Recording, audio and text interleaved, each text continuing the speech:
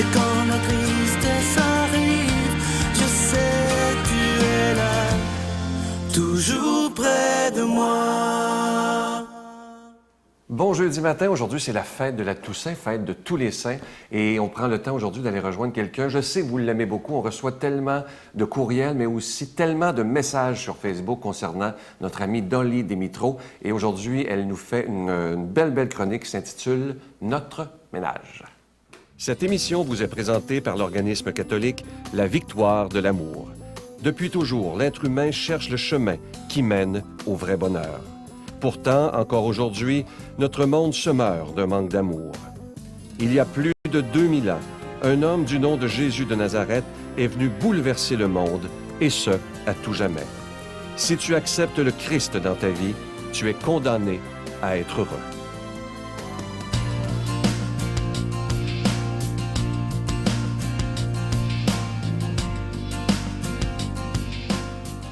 Bon matin. Déjà le 1er novembre. Le temps, il va tellement vite. Je veux vous reconnaître pour ceux et celles qui me contactent à la centre d'attitude pour me dire qu'ils apprécient mes chroniques à tous les semaines. Ça me touche tellement quand j'ai un appel, un courriel, même une carte de fête que j'ai reçue. Je veux juste commencer par vous dire je suis en gratitude et merci. J'aimerais parler ce matin du ménage. On en fait le ménage. On fait le ménage dans le frigo, on fait le changement d'huile. Là, on est dans le temps de changer les pneus d'hiver, d'été à l'hiver. On est souvent dans le ménage. Je souhaite qu'on se lave tous les jours, puis on brosse nos dents. Mais c'est quand qu'on prend le temps de faire le ménage de notre vie, à propos des choses qu'on a vécues, qu'on n'a pas appréciées, comme des ressentiments, comme des blessures, comme des incidents où on était blessé dans notre amour propre. C'est quand qu'on passe à l'action pour faire le ménage, à propos de des choses qu'on traîne comme une 18 roues. C'est tellement important de lâcher prise et de faire un ménage. Et c'est facile. C'est facile.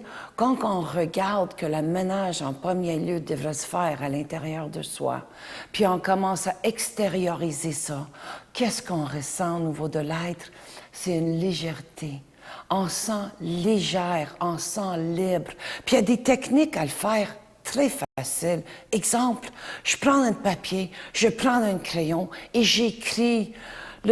En 2007, j'ai pas apprécié le sentiment de trahison de mon ami. Je réalise que cette personne était souffrante. Et je lis qu'est-ce que j'écris. Je sors le noir sur blanc de moi. Et après ça, pour me purifier, tout ce que j'ai à faire, c'est le déchirer, le brûler si j'ai un endroit de le faire. Ou on peut le mettre dans la salle de bain, dans la toilette, comme une flush royale, pour lâcher prise à propos des blessures de notre passé. Aussi longtemps qu'on traîne des choses désagréables à l'intérieur de soi, on n'est pas dans une liberté d'être qui qu'on est pleinement. Puis on sait, à tous les printemps, on fait le ménage de printemps. Mais faites donc le ménage à propos de votre vie. Faites donc le ménage et lâchez prise à propos des choses que vous avez vécues désagréables et embarque dans le laisser-aller. Bonne journée dans le ménage de votre vie. Notre Père qui es aux cieux, que ton nom soit sanctifié, que ton règne vienne, que ta volonté soit faite sur la terre comme au ciel. Donne-nous aujourd'hui notre pain de ce jour. Pardonne-nous nos offenses, comme nous pardonnons aussi à ceux qui nous ont offensés.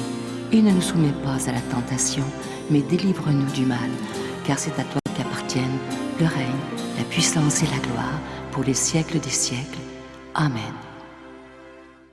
Je suis tellement content de vous parler de ce beau cadeau du mois. Je sais qu'à cette période-ci, des milliers de personnes attendent l'Ange de Noël. C'est une collection. Je sais que des milliers de personnes d'entre vous le collectionnez. Cette année, c'est l'Ange de Noël collection 2012. Et imaginez, c'est la première fois, mais c'est Sœur Angèle qui l'a choisi cette année. Elle le porte fièrement, d'ailleurs, aux émissions. Alors, c'est un bel Ange de Noël. Vous allez le voir, il est argenté. Il est orné aussi de petits zircons. Alors, je vous rappelle que c'est avec un don de 25 $ si vous en voulez un. Et c'est avec un don de 40 $ si vous en voulez deux, parce que ça se donne tellement bien pour Noël. Et je vous rappelle que vous pouvez nous appeler aujourd'hui parce que, évidemment, on a besoin de vous, on a besoin de vos dons pour pouvoir continuer à proclamer la parole de Dieu par la télévision. Alors moi, je vous remercie de tout mon cœur d'être là. Et je veux aussi m'adresser à ceux qui regardent depuis longtemps, qui disent... Pourquoi il parle d'argent? Moi, je vous dirais aujourd'hui, si vous n'avez jamais donné à l'œuvre, je m'adresse à vous aujourd'hui.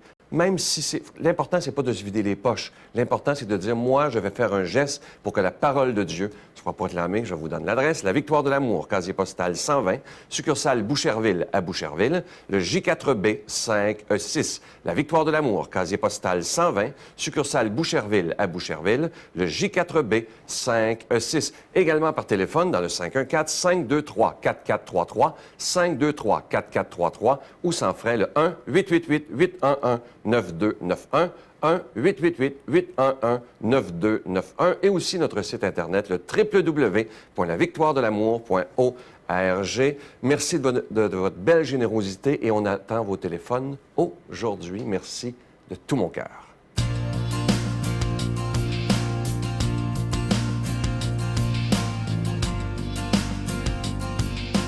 Parole de vie, parole de Dieu, c'est tellement une parole qui peut changer notre vie à tout jamais. On s'en va aujourd'hui à la rencontre de quelqu'un qui est avec nous depuis déjà plusieurs années et je trouve qu'il fait un travail magnifique, l'abbé Daniel Gilbert.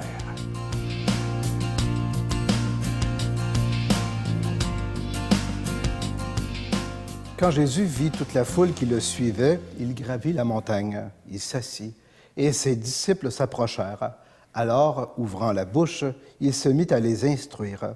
Il disait, « Heureux les pauvres de cœur, le royaume des cieux est à eux. Heureux les doux, ils obtiendront la terre promise. Heureux ceux qui pleurent, ils seront consolés. Heureux ceux qui ont faim et soif de la justice, ils seront rassasiés. Heureux les miséricordieux, ils obtiendront miséricorde. Heureux les cœurs purs, ils verront Dieu. Heureux les artisans de paix, ils seront appelés fils de Dieu. Heureux ceux qui sont persécutés pour la justice, le royaume des cieux est à eux. Heureux serez-vous si l'on vous insulte, si l'on vous persécute, et si l'on dit faussement toutes sortes de mal contre vous à cause de moi. Réjouissez-vous, soyez dans l'allégresse, car votre récompense sera grande dans les cieux. Acclamons la parole de Dieu. Bon matin, chers amis. Ce matin, nous sommes le 1er novembre, et l'Église célèbre ce qu'on appelle, nous autres, la fête de la Toussaint. C'est la fête de tous les saints. Hier, on le sait, les enfants couraient dans les rues et fêtaient l'Halloween en ramassant des friandises de toutes sortes, mais au milieu de décors un peu spécial, au milieu des cimetières, des sorcières, des fantômes, des revenants, puis bon, tout ce que vous voulez, toutes des choses, dans le fond, qui évoquent la mort, qui évoquent une forme d'au-delà. Moi, je me souviens moi-même, j'ai déjà passé l'Halloween quand j'étais jeune, et puis je trouvais ça toujours intéressant de me déguiser, de frapper à la porte de mon voisin pour lui demander des bonbons. Alors, vous savez, on avait toutes sortes d'émotions, mais on n'avait pas l'émotion de la peur. Il n'y avait rien qui nous faisait peur cette journée-là. Vous savez, l'Halloween, c'est comme si on bravait une fois par année ce qui nous fait, dans le fond, le plus peur, c'est-à-dire la mort. Et la mort, ça a toujours fasciné, ça. Ça a toujours fasciné les êtres humains.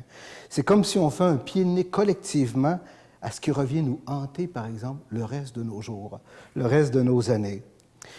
Bon, c'est vrai qu'on peut dire que ça nous fait du bien, il faut bien le faire une fois de temps en temps, mais vous êtes comme moi, on est tous confrontés, à un moment donné ou l'autre, à ce grand mystère de la mort, avec tous les questionnements, puis tous les grands bouleversements que ça peut amener dans une vie. Pensons à des jeunes qui se suicident, des gens qui meurent de cancer prématuré, etc.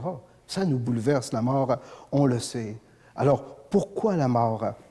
Et qu'est-ce qui se passe après la mort? Eh bien, la fête de la Toussaint, chers amis, met un petit peu de lumière dans tout ça, puis un peu d'espoir là, dans cet automne où les journées n'en finissent plus, je dirais, de rapetisser. Eh bien, elle vient nous redire que tous nos proches qui nous ont quittés, eh bien, ne sont pas captifs de nos cimetières et de ces urnes ou de ces tombeaux, mais qu'ils sont dans le cœur même de Dieu. Voilà la bonne nouvelle pour nous autres. Et le chemin pour pouvoir entrer dans le royaume de Dieu, hein, eh bien, c'est le chemin des béatitudes. Comment devenir saint et puis devenir sainte? Vous savez, les béatitudes nous font comprendre que tous ceux qui ont mis leur foi en Dieu avant nous, là, hein, et qui l'ont cherché tout au long de leur passage sur la terre, à leur manière, eh bien, ils le contemplent maintenant pour l'éternité. Ils verront Dieu, nous dit Jésus. Vous savez, on se fait souvent une image de la sainteté comme étant un état de pureté morale presque inatteignable pour la plupart d'entre nous. Non, ce n'est pas de ça que Jésus nous parle quand il nous parle des saints. Jésus nous dit ce matin que la sainteté passe par la reconnaissance de nos pauvretés, par la reconnaissance de nos misères. Heureux les pauvres de cœur. Hein? Celui qui reconnaît ses pauvretés et qui les assume devant Dieu, mais aussi devant ses frères et ses sœurs, il est dans l'esprit des béatitudes. Vous savez, je pense à cette dame qui vivait un conflit avec sa fille depuis si longtemps et qui lui causait tellement de peine et de soucis et qui a finalement trouvé la paix en confiant au Seigneur cette situation-là. Heureux ceux qui pleurent, ils seront consolés. Heureux les doux, heureux les cœurs purs. Eh bien, on rencontre à tous les jours des personnes, oui, qui ont le cœur pur, qui pleurent leur malheur, mais en toute simplicité et dans la foi. Eh bien, ça, ce sont nos parents, nos grands-parents, les gens qui nous ont précédés. C'est ça, la Toussaint. Tous ces saints-là, eh bien, nous croyons, nous les chrétiens, que le Seigneur les accompagne dans son royaume. Ils ont passé, nous autres aussi, par des persécutions. On en traverse, nous autres aussi, mais avec le Seigneur qui nous donne la force et qui nous dit, ne craignez pas, chers amis, même si vous êtes persécutés, même si vous avez des épreuves. Le Seigneur est avec nous. Il est en train de former notre cœur et notre esprit à la sainteté, à cette sainteté qui nous fait entrer dans les demeures du Père. Eh bien, là-dessus, moi, je vous bénis tous et toutes, au nom du Père et du Fils et du Saint-Esprit. Amen. Bonne Toussaint à tout le monde. Je vous salue Marie, pleine de grâce. Le Seigneur est avec vous. Vous êtes bénie entre toutes les femmes, et Jésus, le fruit de vos entrailles, est béni. Sainte Marie, Mère de Dieu, priez pour nous pauvres pécheurs, maintenant et à l'heure de notre mort. Amen.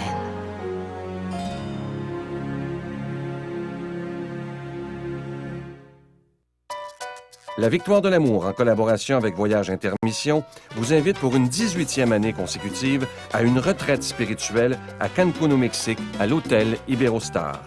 Venez vivre des moments de ressourcement inoubliables en compagnie de l'abbé Donald Thompson, le retour de l'unique sœur Angèle et moi-même.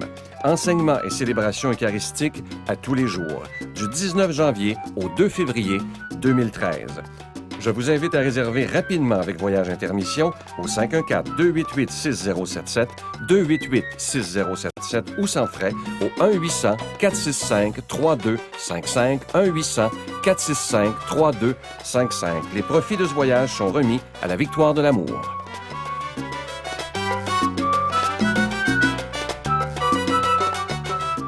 J'aime beaucoup vous laisser avec de très, très belles pensées. N'oubliez pas, si vous en avez à m'envoyer, parce qu'à un moment donné, je vais en manquer, c'est sûr, mais on est une grande famille. Prenez le temps de me les envoyer, soit par courrier, courriel ou sur Facebook, et c'est sûr que je vais les prendre. Aujourd'hui, ça dit ceci, c'est très beau. La vie est une longue histoire. Un mauvais chapitre ne désigne pas nécessairement la fin du livre. Je vous souhaite une belle journée. N'oubliez pas, je vous attends sur Facebook. À demain. Bye. J'ai vécu pourtant des situations où j'aurais dû avoir peur. J'ai été pris dans une cellule avec un gars qui était très malade. Il avait complètement perdu la carte. La porte était barrée. Puis il voulait jouer avec moi à la main chaude. J'étais pris dans sa cellule avec lui. Je sais pas, je suis resté là 3 quarts d'heure. Il aurait pu m'étrangler. J'ai pas eu peur. La Victoire de l'amour remercie de tout cœur les Résidences Soleil de leur accueil si chaleureux.